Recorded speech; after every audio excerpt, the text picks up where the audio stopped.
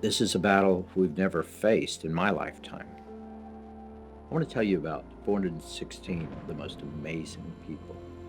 Every day I get to see their skill, professionalism, and dedication. Their commitment to protect and improve the health of everyone in Hillsborough County.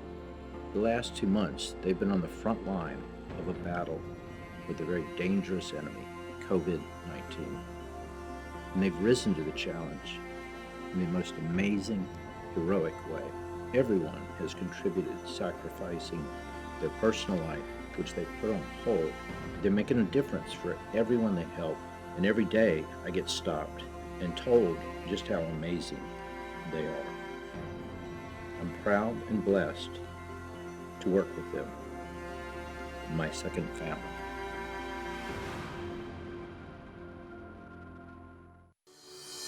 A lot of things have been canceled, a lot of things have been postponed, but definitely not kindness. And we want to spread the kindness in our community and know that our first responders are still here for you. And thank you for staying at home for us, and we are here for you. So today we are here to surprise a little boy who is turning 9. He just moved to the county with his family and is very quiet, very shy, but has an affinity for fire trucks. And so what better way to welcome him to Hillsborough County and also maybe celebrate a little bit of his birthday by bringing one of our very own fire engines and a rescue to do a little drive-by, especially during this time. We hear someone's having a birthday here. Is someone having a birthday here? Birthday here, Jen.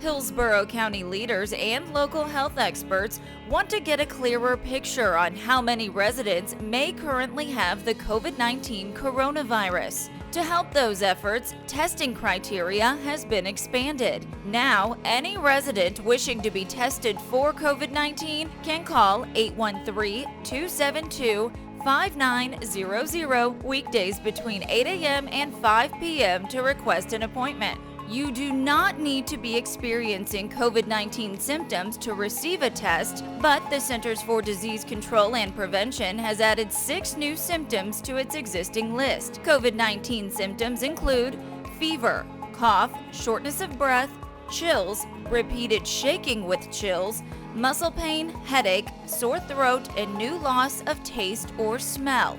If you develop any emergency warning signs for COVID-19, such as trouble breathing, persistent pain or pressure in the chest, new confusion or inability to get up after sleeping, or bluish lips or face, you should seek medical attention immediately. Call 911 if you have a medical emergency. Notify the operator that you have or think you might have COVID-19. If possible, put on a cloth face covering before medical help arrives. We encourage you to visit hcflgov.net/staysafe for up-to-date information. Hello, I'm WWE superstar Titus O'Neil, and today I'm coming to you as a neighbor.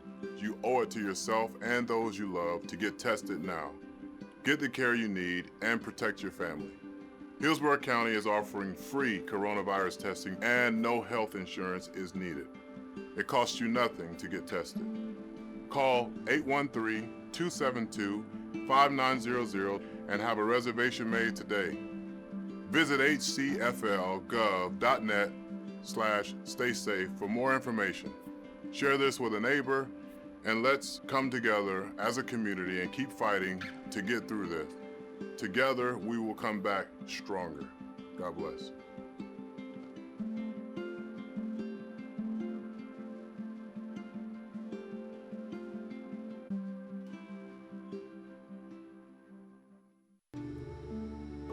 If the COVID-19 coronavirus affects one of us, it affects all of us. It does not discriminate based on race or ethnicity. We are in this together, and when we work together, we are stronger as a community. Each person that has accurate and timely information about COVID-19 not only helps him or herself, but it's helping the entire county. That's why Hillsborough County needs your input in the anonymous Stay Safe survey. Your feedback will help Hillsborough County provide you and your loved ones with necessary information and resources to get through this COVID-19 pandemic together. It takes just a few minutes. I've taken the survey, and now I challenge you to be a community player. Text Stay Safe to 73224 or visit hcflgov.net/Stay Safe Input to take the survey.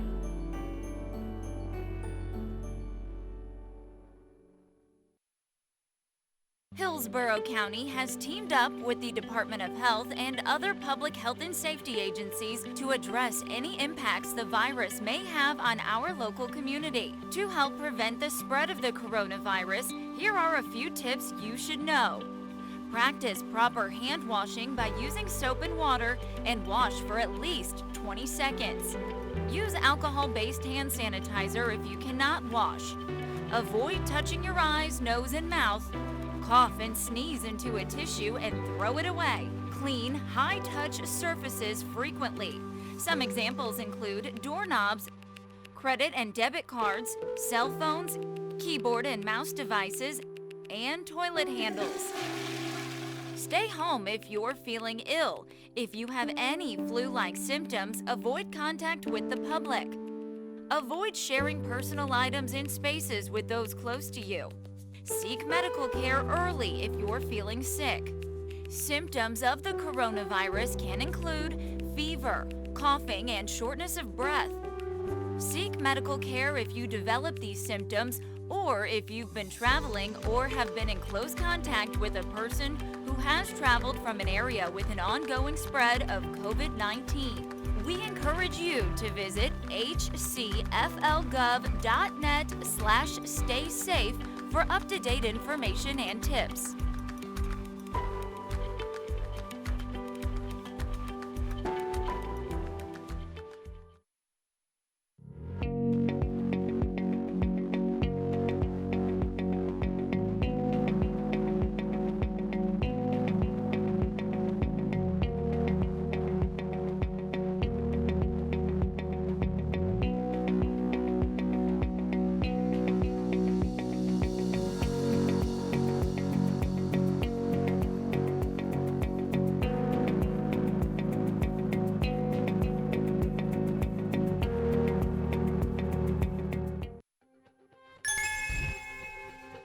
So due to our closures of all of our congregate dining centers and senior centers because of the COVID-19 pandemic, we have 26 different locations that we're still providing meal services for, although today is one of our 10 grab-and-go locations.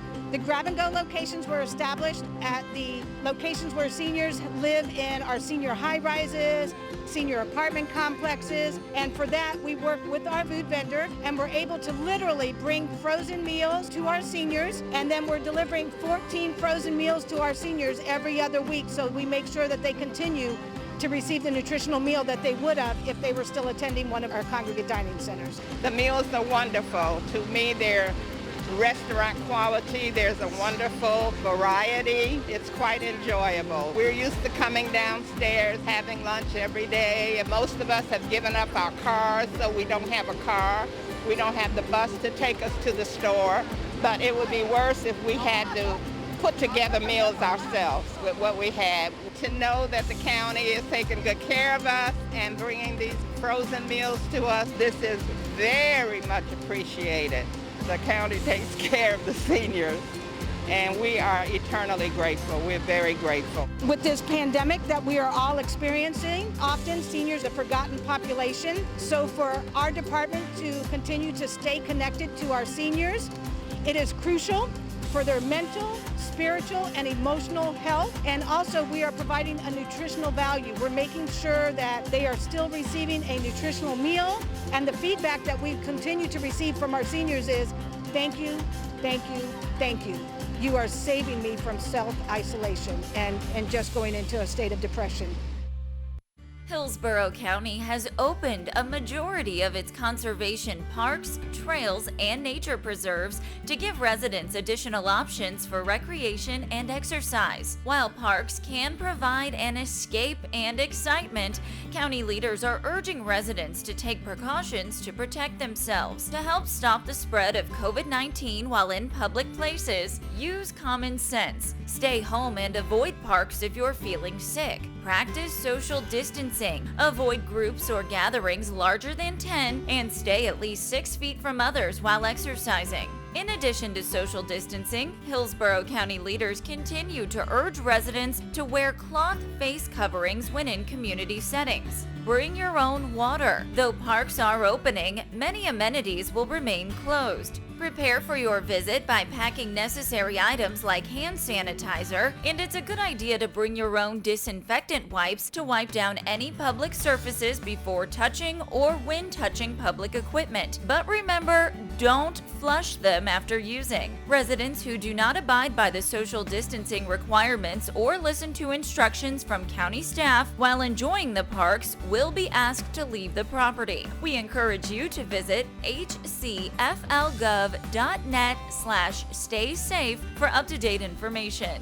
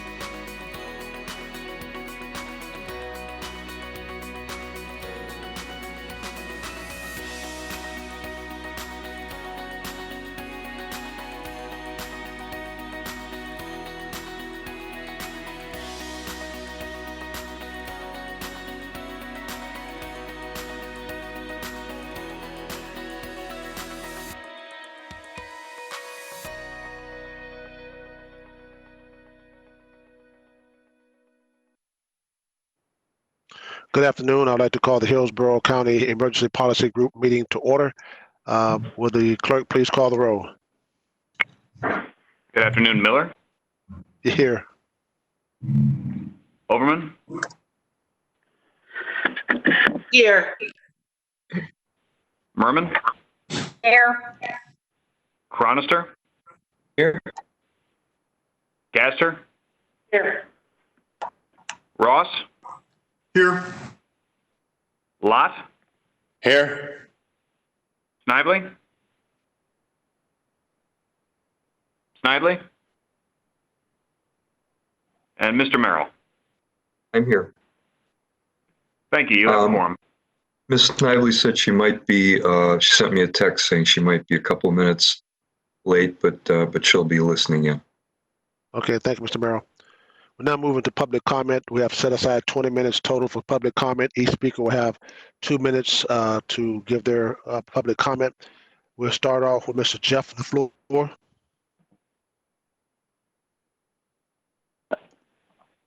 Hello? Yes, sir. You recognize. Yes. Are you ready? Okay, great. Hi, my name is Jeff LaFleur, and I represent both LaFleur's Gymnastics here in Tampa over on Anderson Road. And also, I've been on the state board for the USA Gymnastics as a representative for Section 3, which includes all of Tampa, Ocala, Brandon, and Lakeland. And well, I guess my my request was based on the fact that I have scholarship athletes that are been training for the last 10 or 12 years, and they normally train 4 hours a day, every day, and they've been out of the gym since March 16th, and some of their scholarships may be in jeopardy. If they can't, referring to that they can't get onto a bar or a beam or things like that outside of our facility. As a representative of the clubs in our area, I know that we've all cleaned up our facilities, created one-way trafficking, and we have all of our cleanliness and distancing skills in order. And we're just trying to see how we could maybe get something started for some of these kids. I know that when I talk to people outside of my section in the last couple of days, we almost all of the gymnastic clubs run some kind of summer camps for the kids to provide a safe place for kids to go that's an active environment. And we also sell some retail things in our offices. So we're kind of, just hoping to communicate with all of you. And by the way, thank you all for all of the great work you're doing in these difficult times. We really appreciate it. Mr. LaFleur, I understand your concern concerning the competition and the gymnastics. But I'm going to ask our county attorney. I do believe that the authority to open up gyms lies within the auspices of the governor and what he has allowed to open and not allow open under his phase one. Ms. Beck, are you there? Yes, I am, sir. Would you like me to address that? Yes, please. Yes. In fact, we've had several citizens write to us expressing similar concerns, and we have explained that at this time we are required to be consistent with the state and the governor's order. And the governor's order makes it very clear that gyms are not allowed to be opened yet. And so while that may be coming in the next phase, in all of his orders and including the FAQs, the state has not permitted gyms to be open yet. And unfortunately, as a county, we have to follow what the state does. Thank you, Ms. Beck. Do you need anything Mr. further? LaFleur, you understand that? Okay. Yeah. No, ma'am. That's it. That's it. Yeah. Yes. Mr. LaFleur. Well. Okay. Yeah. Right. I'm just normally our summer camps open at the conclusion of the school year, and I was wondering if we could open as a summer camp because of a lot of our people that are signed up for that are wanting to know if we can't open as a summer camp haven for their children. I'm sorry, Mr. DeFleur, that all falls into the hands of the governor at this point in time. We have no jurisdiction on whether we could open or close gymnasiums. We have to we have to abide by the governor's order. Okay. Thank you, sir. Okay. Well, thank you very much. Okay. Alrighty. Bye. Brenda Diaz. Hi, my name is Brenda Diaz. Yes, I'm speaking as a medical professional in the same regards of LaFleur's Gymnastics, and I understand what you just told the owner, Jeff LaFleur's, but I think the more people that hear the extenuating circumstances involved here, maybe some plea can be made to the governor. I'm a registered nurse for 27 years now and have extensive experience in the medical field, especially in infection prevention. And there are extenuating circumstances here. This is not a typical large chain gym that is asking to open their doors to massive amount of kids. We're talking bringing in elite level athletes, maybe 6 or 14 at a time, to train so that their scholarships aren't at risk.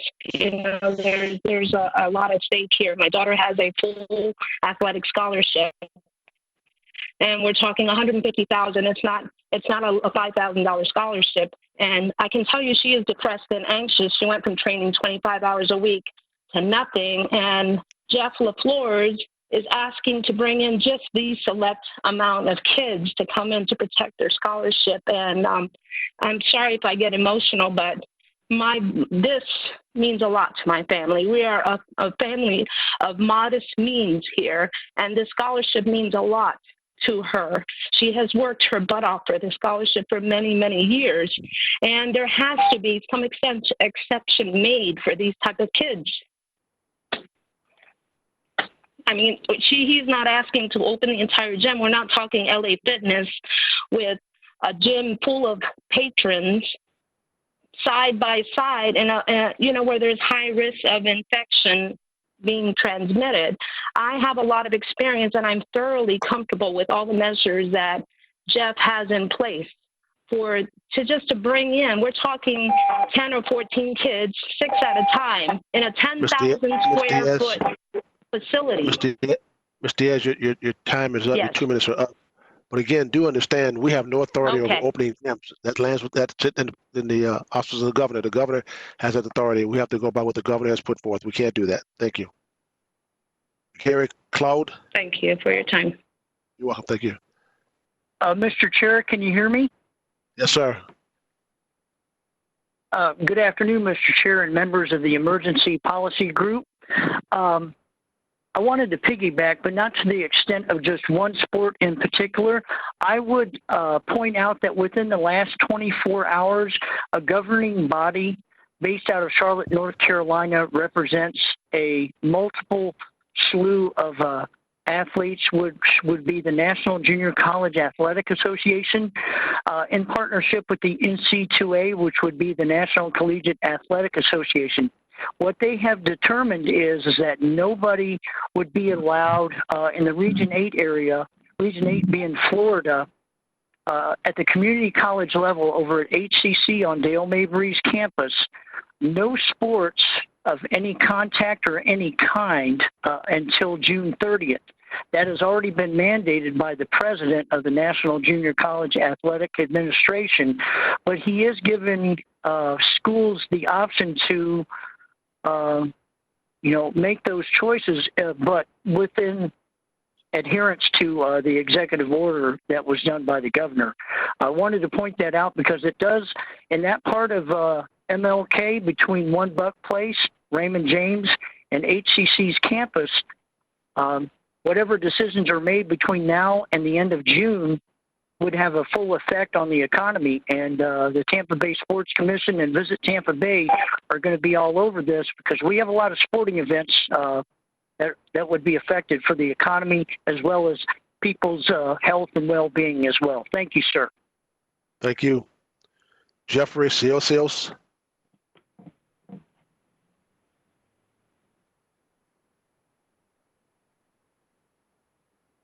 Jeffrey Ciosios. Yes. Hello? Yes, sir. Yes. Yes. You recognize. Go ahead, sir. Can you hear me? Yes, sir. Can you hear us? Okay. My name is Jeffrey Ziosis. I'm the owner of Bay City Tattoo in Ybor City. I'm calling because I found some information out and I'm trying to figure out how to proceed. I called the health department to find out about reopening when the barbershops, nail salons, and hair salons in the area were closed by the order. They put the tattoo shops in with that. And now since Monday, they have said that the barbershops, nail salons, and hair salons can reopen under certain provision. We were not included in that reopen. And after I talked to the health department and they sent me back to look at the governor's order, we were never ordered by the governor to close. We were not named specifically. I went through the thing like 25,000 times. So I'm assuming that it fell to the county or to the city, which is why I'm calling. Because if they've been allowed to open under their provisions, which are minimally effective compared to what we're trying to present as far as what we would do, and besides the fact that we're governed by the health department, we have a great deal more in place to protect people and our clients. We're asking if we can reopen with one-on-one, not public access, client to artist only, with a minimum of like maybe 3 people in our shop at a time, and doing consultations online so that we have minimal face time. I have an entire set of guidelines that I did send in a message before I made the call. I don't know if you have access to those, but it does outline everything that I'm trying to say. I guess my question is, was it just simply an oversight that we were not allowed to reopen with the barbershops? Again, that was not part of the governor's order. So now I feel like we're kind of in limbo. A lot of shops are waiting and artists are kind of sitting on their hands, and there's a lot of them that have families, myself included. I own a shop with 7 different artists that have families, and this is really, I've got 22 years. I developed my shop here, and I'm in serious jeopardy of losing it. I've not been able to get any of the federal aid. So, Sir, Your 2 minutes are up. Hold on a second. 2 minutes are up. Ms. Okay. Beck Okay. or Dr. Holt, would one of you want to address this gentleman's inquiry? Commissioner, this is Christine, and I'm not aware of any local orders relating to tattoo shops. However, I would have to review the governor's order to determine how he treated tattoo shops. I know there were a number of things included along with the salons, but I couldn't tell you off the top of my head. Okay. Would someone want to get back with this gentleman with that answer? Yes, sir. Okay. Do Mrs. Ilso, does, I guess our staff has your phone number? Yes. My number is 813-728-4941. I'm sorry. Okay. Our county attorney is going to research that and someone will give you a call. All right. I truly appreciate that. Thank you for your help. You're welcome. Chris Ann Hall. I'm calling to address the methods of contact tracing discussed by this board in previous meetings. The use of cell phones by government to geo-track people is not a new and unsettled issue. Where it may be legal for a hospital or a university to purchase such data from a cell phone provider, it is not legal for the government to use that data to track individuals, even if that data comes from a third party. In Carpenter v. U.S., the Supreme Court held specifically that a government entity must have a warrant to use cell data to geo-track someone, even if that data comes from a third party. Also, the Supreme Court held in Kylo v. U.S. that a government entity must have a warrant to use infrared technology to look inside a private building, and to do so without a warrant is a violation of the people's rights to privacy. For Hillsborough County to use cell data or infrared technology to conduct geo-tracking, the county must either have express permission from each individual or a warrant for every single individual, or that tracking will be an unlawful search and seizure. If the county moves forward with this technology for contact tracing without warrants, regardless of where the data comes from, it will be tantamount to legal negligence. Given the recency of these Supreme Court cases, it's most likely a guarantee that the county would lose these civil rights challenges, and the taxpayers of Hillsborough should not be forced to defend the county's actions when they are so clearly established to be unconstitutional by the Supreme Court of the United States. Thank you. Kelly Chancellor. Hello, thank you, sir. I would like to say thank you to this body of leadership, the Hillsborough County Emergency Group. You all have done a great job, and we really appreciate all your hard work in trying to keep Hillsborough County safe. I am representing the Fred Astaire Dance Studios of Tampa Bay. Although we are an activity that is recognized as an excellent source of physical exercise, we provide specialized one-on-one instruction in the fine arts. We are not coded the same as gyms under the SIC. Students have no contact with fitness equipment of any kind. Our instructors are certified and trained in the art of solo dancing and instructions. So we specialize and are capable and qualified to safely teach social dancing elements with masks, 6 feet distancing, while following all CDC guidelines for safety. We were also not included in the governor's order. People just throw us into the group of gyms, although we are not coded as a gym. We will not be hosting any groups or parties, and there will be no more than 5 people at a time in our studio. We will have 1 lesson at a time. We are asking for the consideration of this group and approval of the Hillsborough County Emergency Policy Group to recognize that this is an acceptable way for us to reopen and teach lessons under the current safety guidelines for the general public. Like hair and nail salons, we are small businesses suffering. We are confident we can have 0 contact teaching lessons for individuals and couples who are healthy and willing. Safety is our #1 priority, as well as providing for our staff and families. Again, thank you so much for allowing me to talk to you about this. This is from a small business owner that cares about our community and our business. Thank you. That's the last speaker I have on my list for public comments. Is there any more, Mr. Brewer? Was that it? That is it, sir. Okay. I want to add that Ms. Snively, I believe, is on the line now. Ms. Snively, do you want to address yourself? Thank you. Yes, I just wanted to, I had some problems connecting. I'm calling in, so my apologies for being late, but please count my attendance. Thank you. Okay, thank you. Thank you. Okay, we're now moving to the emergency management update. Mr. Dudley. Good afternoon. Good afternoon. All right, you see the slides? Yes, sir. All right.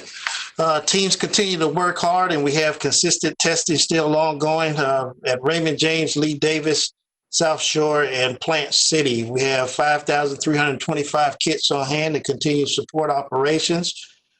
We've pushed past 13,000 collections from our community sites.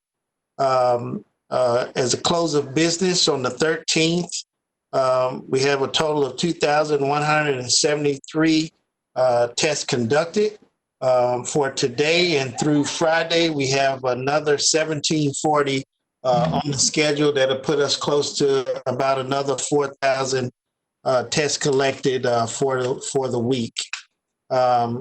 As for next week, we're still taking appointments, but right now we have 1301 on the schedule, and we continue to take calls at the call center from 8 to 5 at 813-272-5900 Monday through Friday. Let's see.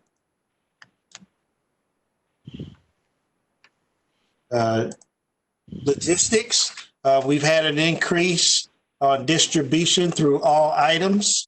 There's no change in the donation sites at this time. Quarantine sites, we have 1 guest. Isolation sites, we have 19 guests. This concludes my updates. Any questions? Thank you, Mr. Dudley. And I don't see any. Yes, I do. Commissioner Overman, you're recognized.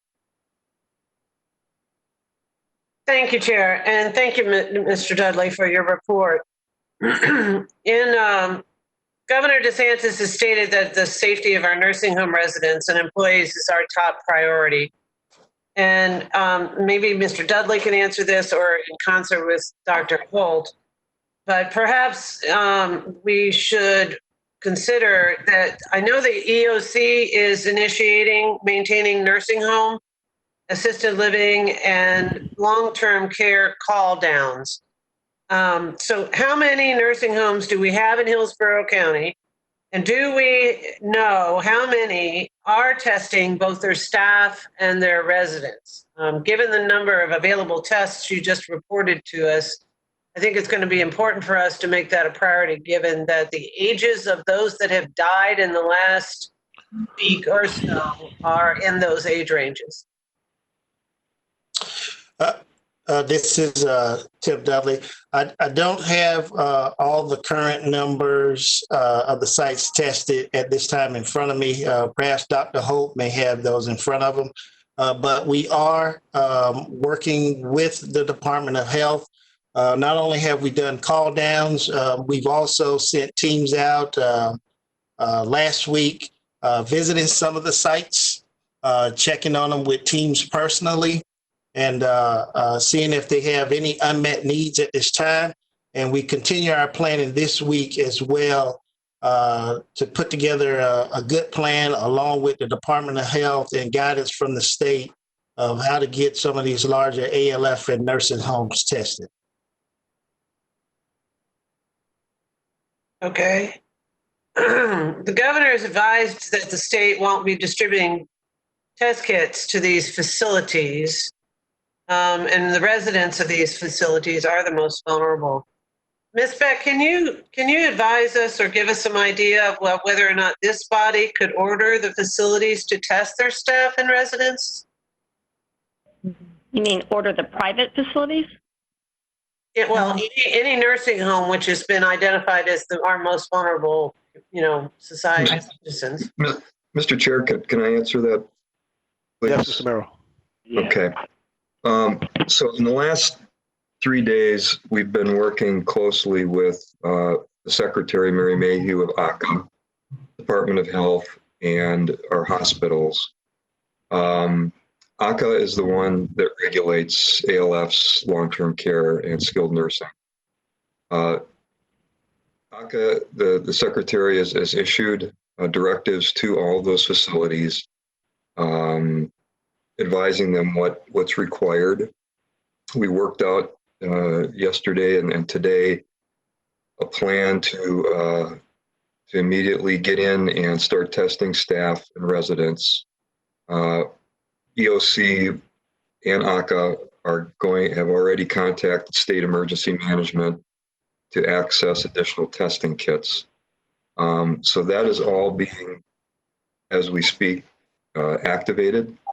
As I said, we're working closely with the hospitals because they are concerned about patients coming from these facilities and overburdening the hospital capacity. So we are also in the process of concluding an agreement with ACA's help of a skilled nursing facility in Tampa to act as a receiver of these patients to take the burden off of the hospitals. So at this point, there's really nothing that EPG needs to do. I mean, it's being worked through the state, through ACA, in partnership with Department of Health and the hospitals to address exactly the problem that you're talking about, Commissioner Overman. Great. Thank you very much for your report. I appreciate it. Sure. Thank you. Mayor Ross, you're recognized. Thank you, Mr. Chair. I have a question for Mr. Dudley. Mr. Dudley, is there a central location or procedure that we should be using to send our first responders who have possible exposures? Right now, we've been referring them to the Department of Health. Okay, just to call them, or is there a location that they should respond to, or just call the Department of Health? Is that correct? We've been working in conjunction with Department of Health. They would call the Department of Health, and we would coordinate that testing for the first responders. Okay, thank you. Mr. Commissioner Overman, do you have another question? Commissioner Overman? No, sir, I forgot to take my hand down. I apologize. Okay, all right. Now moving to public health update, Dr. Holt. Yes, sir. This is Dr. Doug Holt, Florida Department of Health, Hillsborough County. I will begin to update on the 3 public health capabilities that we've been working on and building. Even though it's only been 3 days since my last update, but we have made significant progress. And as Mr. Merrill alluded to, he covered quite a bit of what I was going to update, so I thank him for that. Then we're going to review the 4 metrics that we've recommended that we follow to determine any potential early detection of any resurgence. First, the public health capabilities testing. Again, as Mr. Dudley says, we continue to average close to 1,000 tests a day. I'd also note that on Tuesday, we hit what I would call a milestone. We received 2,250 results. That is essentially the target that Dean Lockwood has talked about, that his challenge for us to achieve. So again, I think we have the network and the capability, we'll continue to drive for that. One of the impacts of that is we're now tested 2.45% of our population. That's up from 1.9 as I reported on Monday. And clearly and definitely long-term care facility testing remains our priority. We have tested through the state access of teams that have come into the county, 8 facilities at this time. And we are scheduling them continually. Next, I will talk about the long-term care facilities task force. As Mr. Merrill indicated, this is a united unified effort that is to support, monitor, test, and respond to any known identified cases in these facilities. Participants have been included, in addition to the Florida Department of Health, the city and county governments, USF College of Nursing, Agency for the ACA, and again, as mentioned, including Secretary Mary Mayhew. I'd like to have special recognition to the 4 hospital systems, Dr. Nishant Anand from Beck, Kelly Cullen from Tampa General, Robin McGinnis, Adventist Health, and Larry Feynman from HCA. We're really blessed to have both the numbers, but also the qualities of the hospital. If you look at our bottom lines based on the number of deaths, and as a public health officer, that is my bottom line. We have a lower number and lower percentage than elsewhere. Our overall death rate and both percentage of cases, deaths from long-term care facilities, are lower, as I'll indicate, and with Kevin Wagner. The contact tracing, we've added epidemiologists to our bolstering our workforce by a state metric. The percentages of our cases contacted and the contacts from those cases are in the top tier of county health departments across the state, especially when you consider the number of cases that we get on each day. I'll note that that's true for the Tampa Bay region, so our partners in Pinellas, Pasco, and Manatee are also doing a good job. Next, we'll move to Kevin Wagner, who will present our epidemiology report. The highlights: we have reported 1,531 cases as of this morning. 281, or 20% of those, have been in our long-term care facilities. 197 of them are in our healthcare workers. We have reported 44 deaths of Hillsborough County residents. 13 of these, or about 30%, have been associated with long-term care facilities.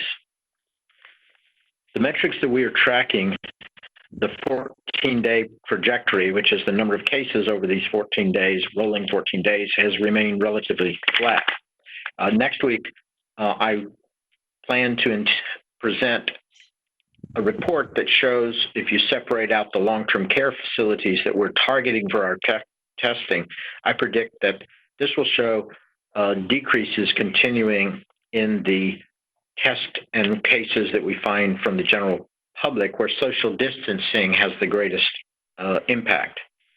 Our long-term care facilities and our testing are designed and focused on preventing and both the impact on the hospital surge system, but also associated with reducing mortality. The second indicator, 14-day percent of the tests that come back positive, is decreasing and directly related to our increase in overall testing. Again, I intend to separate out the focus testing we are doing at the long-term care facilities so that we can also track both positivity in the general public and also in our nursing homes. Thirdly, the hospital patients. We have a census right now of 155. That's an increase of 5 from Monday, and also 22 a week ago. But only 32 of these are in the ICU, so 80% are not in the ICU. This is a slight increase from Monday's report of increase of 4, from a week ago. If you look at the numbers of patients on ventilators, we have 4, and that's a decrease from 7 on Monday. The fourth metric is syndromic surveillance. This is the number of people that are presenting or complaining of COVID-like, flu-like symptoms. As reported from our hospital emergency rooms, these visits continue to show a downward trend. With that, I'd like to ask Kevin Wagner to present his report and be available for questions after that. Kevin? Thank you, Dr. Holt. Mr. Chairman, can you see the presentation, please, sir? Yep. Yes, sir. Great, thank you. Again, Kevin Wagner, Business Analyst, Healthcare Services Department. Following up on Dr. Holt's report, the information for the Hillsborough County profile was listed as of yesterday. There was 1,494 cases, as you heard from Mr. Dudley and Mr. Holt. It's slightly above 1,500 now. As of yesterday, 53% of the cases, 759 were women, 47% or roughly 682 were men. And by and large, they are significantly Florida residents, over 1,400 versus a slight non-Florida residents tested in Hillsborough County of 53. Again, a fairly simple makeup of the profile. Regarding testing, the next few slides, I will speak to the graph on this one, not the table. For the testing provided by the local providers and the Raymond James and CRC sites. The total for the providers, including Advent Health, Baycare, Suncoast, Tampa Family Health, EGH, and the HCA, is over 12,860 for the week of May 3rd to May 9th. And the test, according at Raymond James, the CRCs, and mobile, was 4,006. Again, a 76 to 24% split out according to the chart. But the aggregate, which is the most important, in my opinion, there was over 16,000 tests administered through the providers and through the Raymond James CRC site. So again, 16,800 for the week of May 3rd to May 9th. Continuing the testing conversation, we've shown this before. This is slightly updated from 3 days ago. The total aggregate test is exceeding 34,000. The negative, again, is about 95% or about 32,000 of the aggregate. The positive test, again, as of yesterday, was 4.2% or 1,441. And you had non-Florida residents and inconclusive, which was less than 1% from the aggregate breakout of testing. As Dr. Holt indicated, this is a new information. This is the rolling 14-day counts of testing results, negative and positive. Again, it's the rolling 14-day counts. Starting on the far left side, April 27th to May 10th, there was 11,461 negative test results, 380 positives, which was equated to 3.2%. The very next day, April 28th to May 11th, 12,000 negative. The very next day, 4/29, 14,000. And again, on 4/30 to May 13th, 14,000. So again, as Dr. Holt indicated, this is an increase in the testing. Conversely, if you look at the orange or peach colors, we see the downward trend in the positivity rates of 3% down to 6.4%, while the total number of cases are essentially stagnant as in equal, as Dr. Holt indicated. But we are seeing the downward trend on the rolling counts. While the previous slide was rolling counts, this is point in time 14-day counts. Just to give a comparison, on the far left was April 2nd to April 15th. We had a 5% positive rate, about 478. The middle of the month from April 16th to the end of the month, again, a downward trend of 3.5%. And again, April 30th to May 13th, 2.64%, which was the previous slide. But the takeaway of this slide and the previous one is the increase in testing and generally the downward trend in the positive rate versus the negative rate percentage. With regard to testing, as Dr. Holt indicated, this was from 5/13, 2.3% of the population's been tested. It is a little higher using the May 14th number, 2.4%. But again, we've seen this grown, and we include this to show the overall increase in positive test results.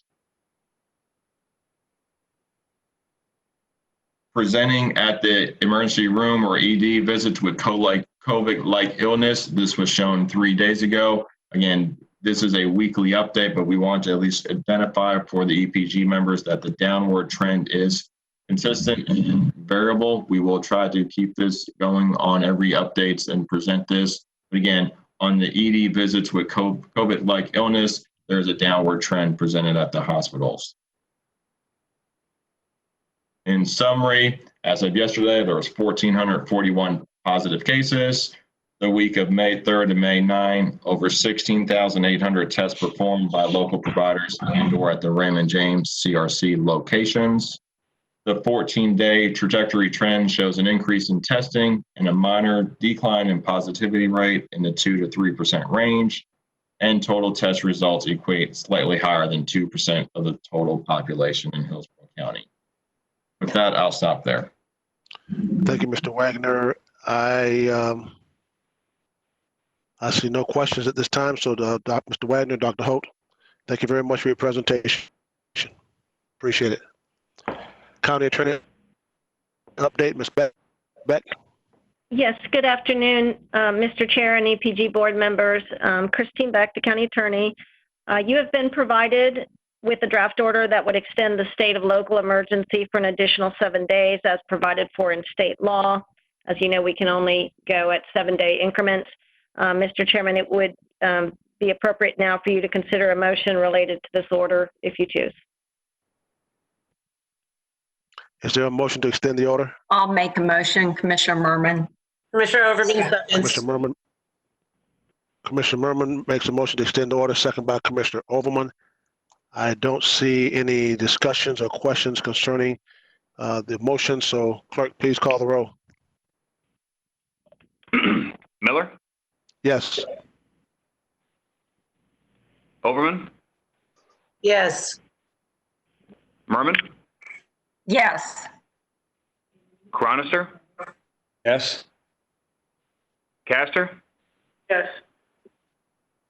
Ross? Yes. Lott? Yes. Snively?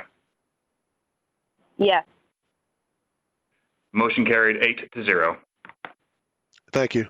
We now move into EPG members discussion. Is there any items that any members feel we need to discuss today? Any items that we need to discuss today? Commissioner Overman, you recognize. Thank you, Chair. As a follow-up to our presentation from Angela Chowning last week, I want to ask this body to consider the need for clear messaging on guidelines to provide our licensed child care centers, but also our community centers. As we heard earlier, a lot of summer camps are trying to figure out how to operate and what to do. And our child care and summer programs are vitally important as we move forward with plans to open up our economy. I ask that we collaborate on plans across our various different governments for bringing back our respective programs so efforts are coordinated and supportive of our workers as they return to work or in their jobs. The child care and child care facilities is at the beginning of the food chain for our economy. And so having those facilities safely be able to provide their services is a critical issue. So I would ask that we have an agenda item at our next meeting to discuss this very important step. Thank you. All right. Commissioner Merman, you recognize. Thank you, Mr. Chair. And Commissioner Overman, I appreciate your concern, but unfortunately, really this group nor the county have any authority or power over our child care facilities. I mean, we do licensing, but that is at the request of DCF. We discussed this at length at our Early Learning Coalition meeting, board meeting this week. And they are going to work with the USF Department of Pediatrics, and they are going to work with Dr. Holt at the Department of Health and the DCF partners to come up with some very, I guess, concise guidelines for these child care facilities so that they understand the impact of what's opening. Now, they all really do right now because they're limiting their groups to 10 kids. per group. And of course, they don't like that. They would like to have that upgraded, but that's up to the governor's executive order.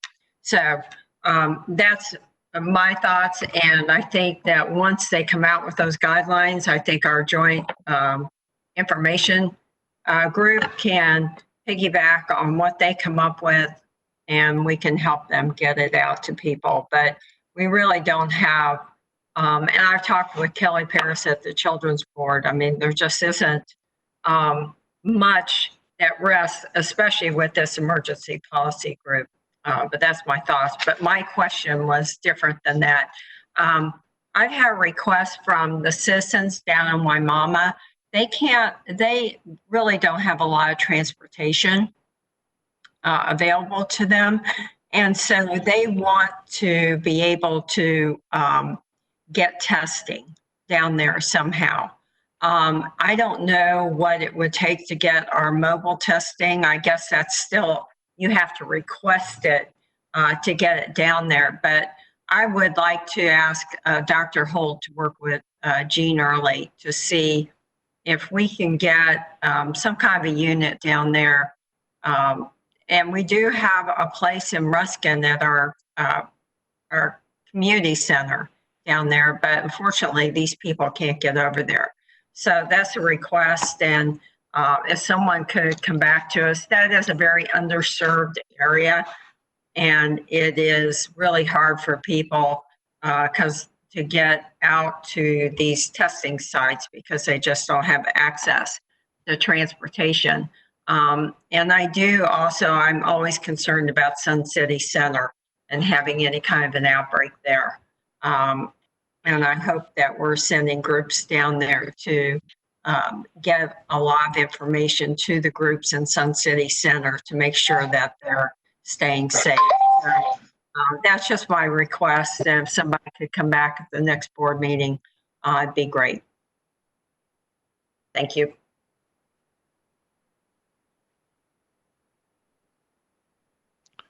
Mr. Merrill? Mr. Merrill? Yes.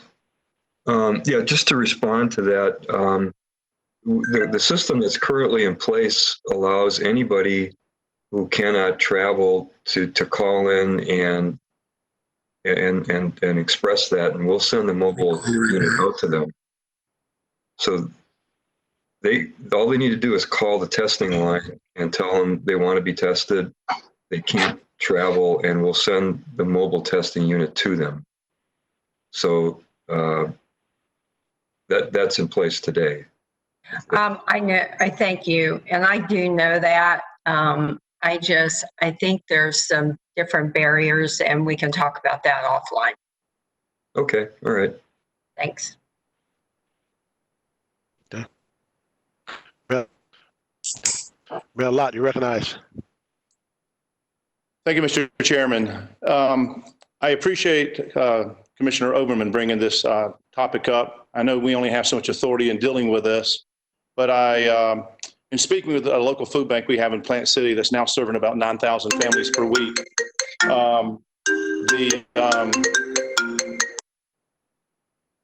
sorry about that.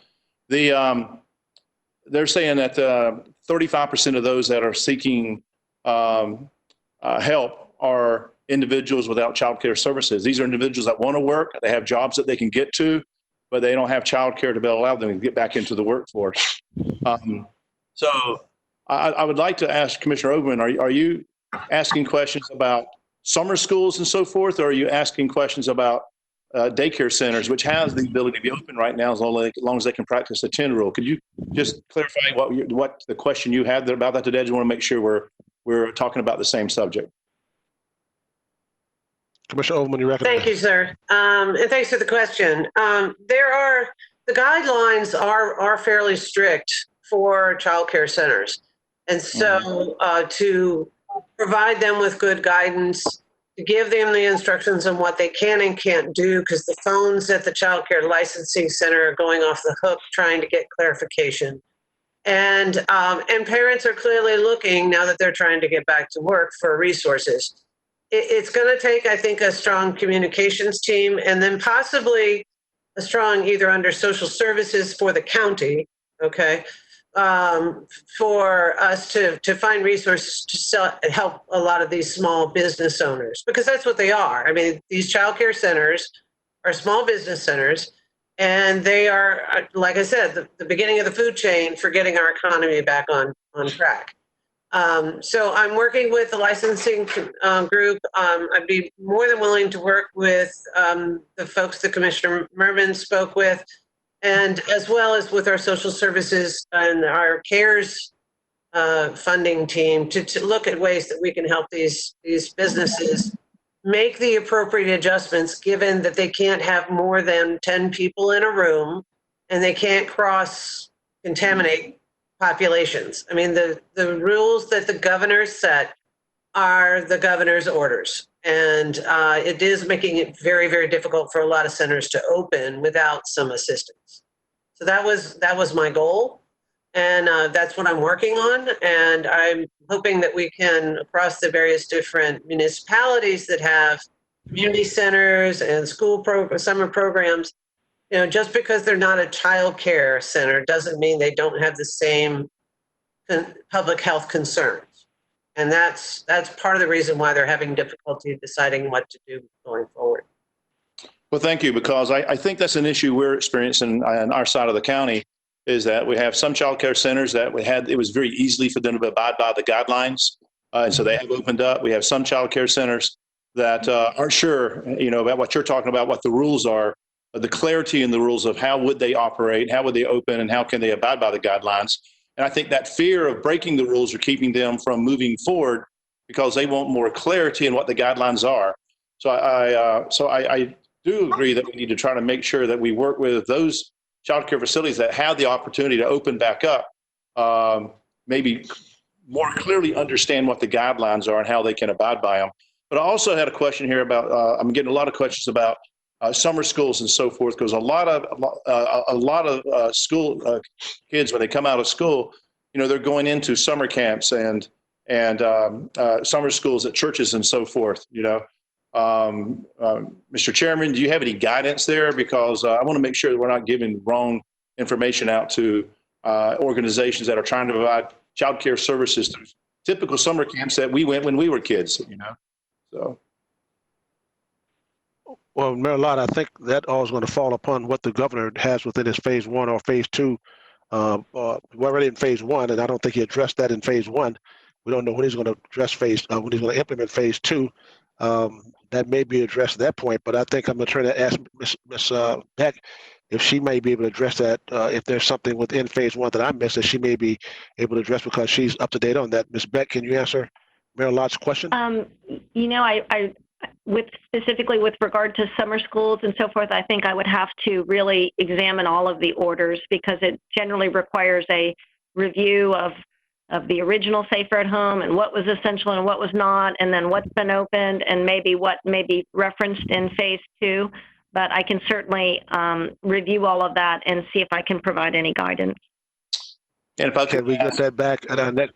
I'm sorry. If I could ask also, because when I went through the orders, I couldn't find anything that said yes or no to you know, summer schools right now in childcare, but also our church community. If you could clarify, do they have the ability to hold their summer camps and so forth like they normally do? Okay, I hope so. Ms. Beck, can we get that on the next? And it may require, yes, sir, and it may require just some coordination with the state since it's their orders and their interpretation would matter the most. Okay, thank you. And can you get that back on our next EPG agenda? Yes, sir. Okay, thank you. Mayor Lott, do you have anything else, sir? No, sir. Hands going down. Okay. Commissioner Merman, you recognize. Thank you, Mr. Chair. And to answer Mayor Lott's question, okay, it's very clear the Department of Children and Families is in charge of getting information out. They actually regulate the child care centers. The early learning coalitions oversee and they work with them very closely. And what we are able to do now locally is that early learning coalition's gonna work with DCF and the USF Department of Pediatrics and the Department of Health to come up with some clear information, because the Department of Children and Families is not putting out information. We know that, and it's not clear to these childcare facilities unless it is written in the executive order. So I guess for a point of clarity, once that information is put together and it goes out, we will, our joint information committee will put it out. But our county has no authority or ability to get information out or to regulate these child care centers. It's just very clear. We do license them, but that's through the Department of Children and Families and the Early Learning Coalition. So that's where our powers stop. So I hope that cleared that up. Thank you. Well, we'll still have the information coming from Ms. Beck on our next meeting because we did ask for it. Okay, I don't see any other hands concerning any discussion at this particular point in time. Since there's nothing further to come before us today, we will stand adjourned until our next meeting. So therefore, everyone have a great weekend, stay safe, and we'll see you next week. Take care. Thank you. Bye. Have a good weekend. Bye.